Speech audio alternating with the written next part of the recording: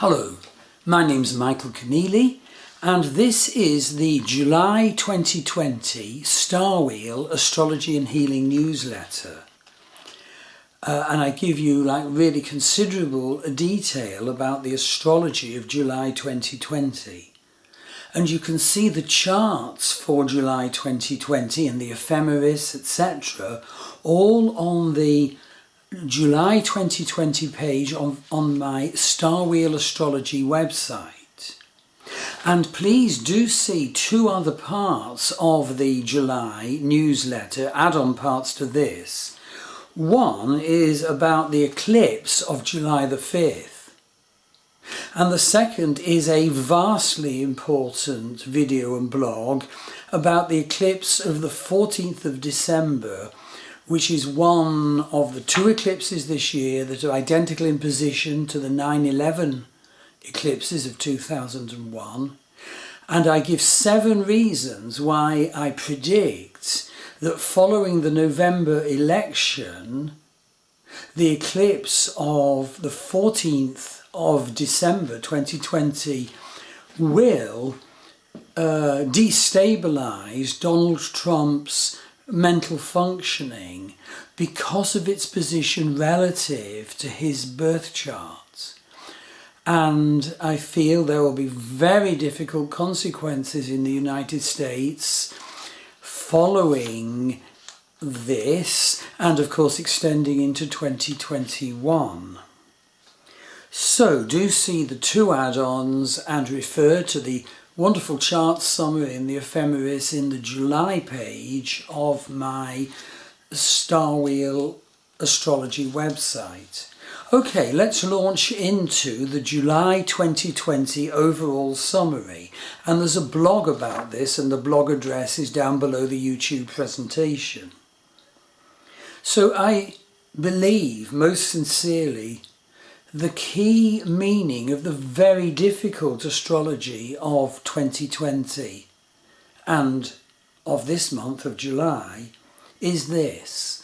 We are being called to understand what is the spiritual message of all this for me, for my way of thinking and managing my mind, for my way of living my place in this world, for identifying the healing each of us needs to do now as a reaction to these extreme energies all around us, and for identifying what empowerment we need to bring in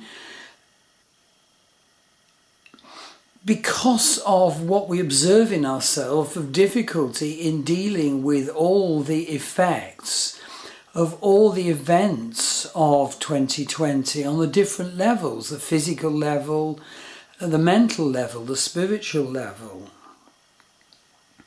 So the key question is to develop good perception of the energies that are going to be described in this July prediction.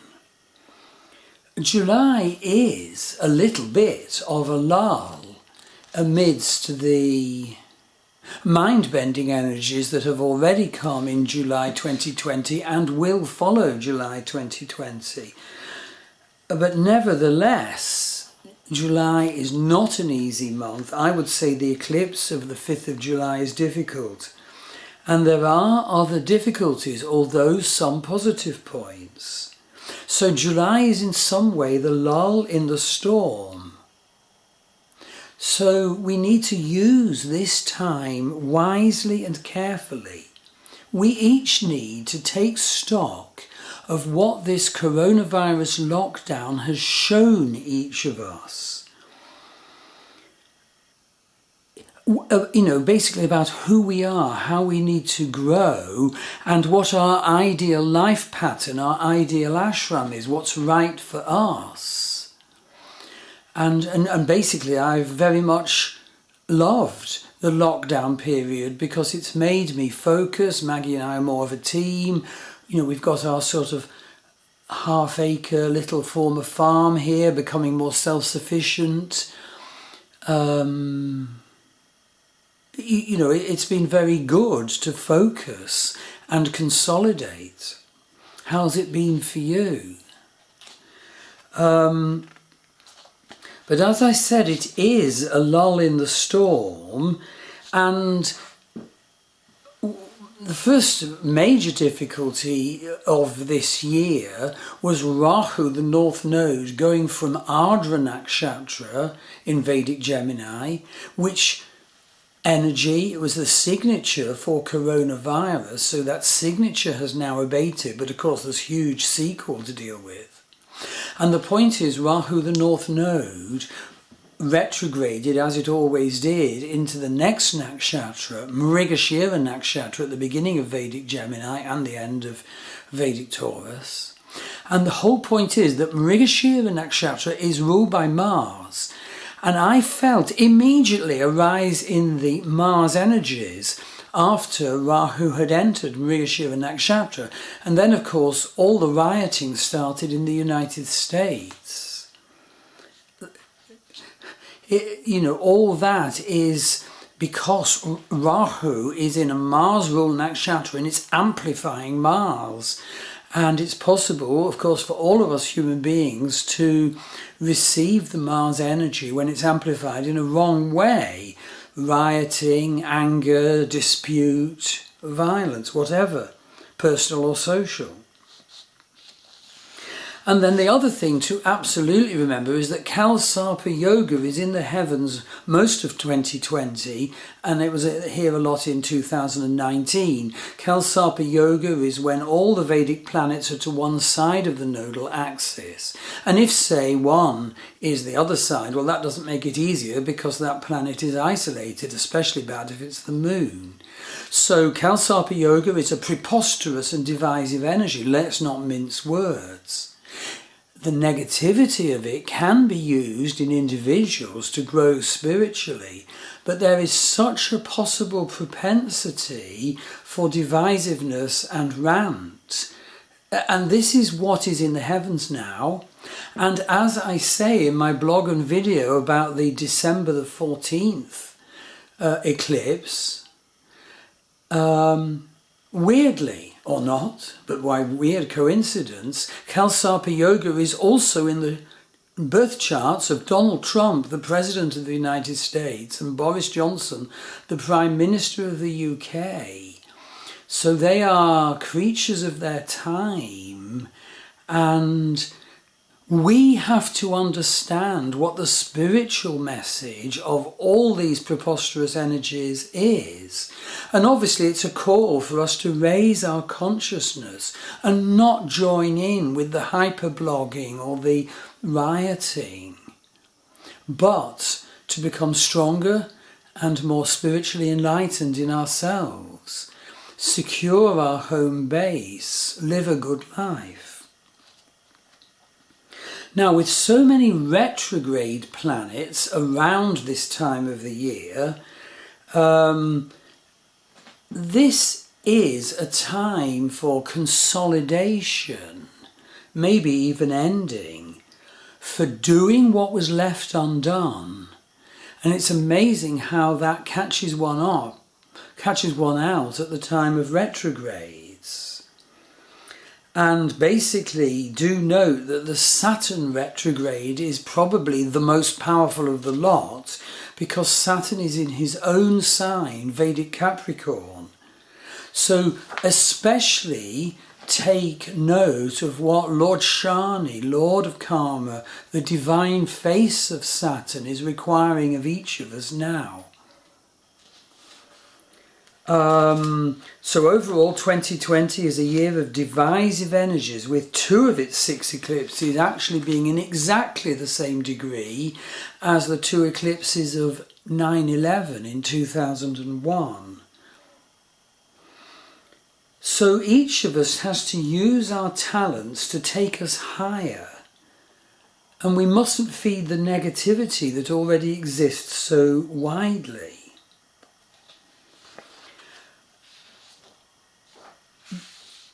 And I would say that following the very heavy duty eclipse on the 21st of June, just gone, and now with this eclipse in July, on July the 5th,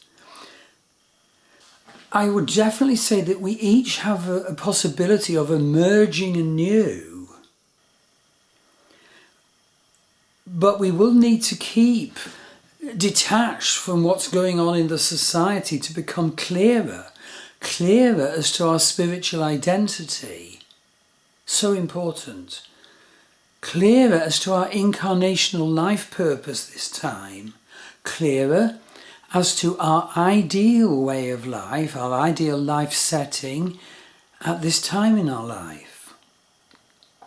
So there's a great importance at this time that lockdown is being reduced, and the Irish government did ever so well, I feel, in very strict management of coronavirus, because the incidence is so much lower than countries that messed it up. And the release of lockdown is very slow here, but that is the right thing. And I feel each of us must not forget what we learned during the restriction periods as the restrictions are lifted. So, I'm just going to mention about 4 key points before I go through the transits of each individual planet in July 2020. And as I said, the first is Saturn. And Saturn is retrograde from the 11th of May to the 29th of September. So this is definitely a time to consolidate, to finish off what was left undone. And it can be a time to start something new if from your heart and soul you see, oh, I should have done that. So it isn't just about consolidation, it can also be about doing something new to rectify an omission. And in fact, the truth is that Saturn is now more predominant in the heavens, and I did blogs and video as that shift occurred, as that reset occurred. And whereas Jupiter was predominant until 2020, now Saturn controls the scene. And the Jupiter-Saturn-Pluto conjunction, which amalgamates both planets with Pluto, is a very major energy. Remember, it has not occurred in this place in the heavens since 1284, 1285. So, underneath it all, please see that Saturn is now setting the tone for your immediate future and my immediate future. And indeed, to reinforce that, the July new moon on the 20th of July is exactly opposed by Saturn. Saturn is opposite the Sun and the Moon exactly at the new moon of the 20th of July. And of course, it is possible to decode what Saturn transit will mean for you in Capricorn, and then the fairly brief dip into Sagittarius. And certainly, well, I would simply say, for example, that Saturn can possibly be the harbinger of a death in your life, in your circle, if, for example, Saturn rules or occupies, say, the 2nd, 7th houses, which are the Maraca houses, the death-dealing houses. Legacy can come your way if Saturn transits into your 8th house. We very much need to understand the way this super implacably powerful Saturn interacts with our personal chart. Very big thing happens when Saturn is so strong. And just to note that Mercury is not in a good state this month of July. It's retrograde part of the month, we're looking at transit details in a moment, and it's aspecting Mars. So we must all of us hear that and remember to cultivate sweet speech and good communication and management of posts and IT, that sort of thing, because Mercury is going to be tripping us up and Mercury is going to be aggressive. Right, just a mention of the fact that Pluto and Jupiter, as I said, have dipped back into Sagittarius. Sagittarius is the sign of spirituality, and to have Jupiter and Pluto very closely exactly conjunct now in Sagittarius, there's a risk of fundamentalism.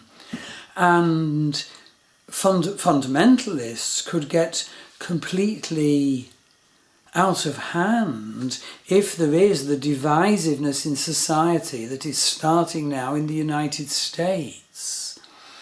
And a call to fundamentalism could justify big steps in social oppression and attacking people with a different point of view. And indeed, I've come across a case in Ireland of discrimination on grounds of religious fundamentalism, which is sort of encoded in the vast Irish bureaucracies. So, just to mention Neptune, do not forget Neptune. Because of all the social unrest, it's easy for Neptune not to be mentioned. So see the blog and video I did about the strong spiritual and visionary benefits of Neptune at this time. The link to that blog and video are in my July blog, my July astrology blog. So the point is, Neptune is in Purva Bhadra Nakshatra, which is ruled by Jupiter. And Jupiter and Neptune work very well for inspiration and vision. But also, Jupiter is transiting sextile Neptune. That's exact on July the 27th, and also it was on February the 20th, and will be on October the 12th. And that will double the potential inspiration, vision and sensitivity and spiritual awareness that please do look out for if you notice, oh, it's coming.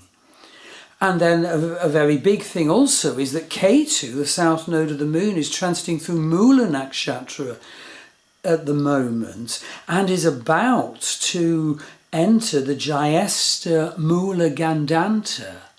Gandantas are the very immaterial zone where a fire sign gives way to a water sign. And so here we're talking about Vedic Scorpio giving way to Vedic Sagittarius. Oh, I'm so sorry, a water sign gives way to a fire sign. So Vedic Scorpio giving way to Vedic Sagittarius. There are three Gandantas all together. The other one is Pisces to Aries, Cancer to Leo. And I give the dates that I feel Ketu will be getting bigger and bigger in the Gandanta effect in the blog. Okay, so now let's look at a summary of the planetary transits for July. So Sun starts July at 16 Gemini. And Sun enters Vedic Cancer on the 16th of July. Ending the month at 13 Cancer. So Sun is in Ardra Nakshatra at the start of July, entering Punarvasu Nakshatra on July the 6th, and entering Pushyami Nakshatra on July the 13th. So it's very good to look up the superbly powerful, deeply ancient declaration of the energy of each of the nakshatras, because the sun will be coloured by going through those. Note that Sun opposes Jupiter-Pluto exact on the 15th of July. So that's Sun at 29 Gemini in Punarvasu Nakshatra, opposite Jupiter-Pluto, 29 Sagittarius in Uttarashadha Nakshatra. You know, what will that do? Because Jupiter-Pluto is potentially massive thrust for power, massive wanting of power. For example, or it can be like huge collapse in power structure. And that will affect the Sun on the 21st of July and the days around. So there's a full moon on the 5th of July. See my separate video and blog. And there's a new moon on the 20th of July. And I've already mentioned that. So now we come to Mercury. Well, as I said, Mercury isn't in a good state in July. So Mercury starts July retrograde at 15 Gemini, retrograding until the 12th of July at 11 Gemini, but then going forward and ending July at 26 Gemini. So Mercury is in Ardra Nakshatra, which is ruled by Rahu at the start of July. And Mercury is heightened anyway by being in Gemini. It's almost like some people could take a vow of silence. I didn't say that. But also, retrograde Mercury is square Mars. Exactly. It's exact on July the 8th. And Mercury is square Mars again on the 26th of July. What a Mercury of anger, confusion and wound.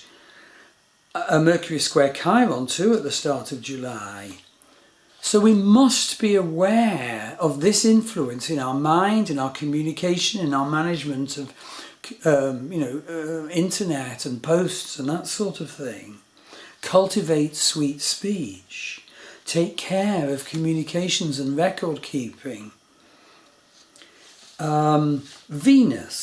Venus transits from 12 to 28 degrees in Vedic Taurus in July.